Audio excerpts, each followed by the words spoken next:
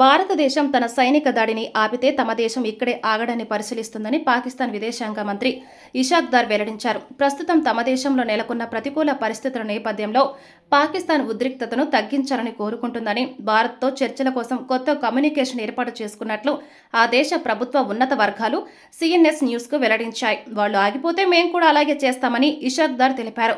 పాకిస్తాన్ ఎప్పుడు శాంతిని కోరుకుంటుందని, భారతదేశం ఈ సమయంలో ఆగిపోతే మనం కూడా శాంతిని పరిశీలిస్తామని ఆయన తెలిపారు. ప్రతీకారం తీర్చుకోమని, ఏం చెయ్యమని కూడా చెప్పుకొచ్చారు. తాము నిజంగా శాంతిని కోరుకుంటున్నట్లు పేర్కొన్నారు. ఇప్పటికే పాకిస్తాన్ రక్షణ మంత్రి ఖవాజా ఆసిఫ్ కూడా భారత సరిహద్దుల్లో తన కార్యకలాపాలను నిలిపివేస్తే తదుపరి చర్యలకు దూరంగా ఉండటానికి సిద్ధంగా ఉన్నామని ప్రకటించారు. దీంతో భారత దాడులు పాకిస్తాన్ను ఏ స్థాయిలో ఇబ్బందులు పెడుతున్నాయనో అర్థమవుతుంది. ఇప్పటికే భారత దాడులకు తట్టుకోలేక పాకిస్తాన్ ఆర్మీ చీఫ్ ఆజిమ్ మునీర్ సైతం దేశం విడిచి పారిపోయినట్లు ప్రచారం జరుగుతుంది. ప్రధాని షెహబాజ్ షరీఫ్ సైతం యుద్ధంపై స్పందించకపోవడంతో ఈ అనుమానాలు మరింత బలపడుతున్నాయి.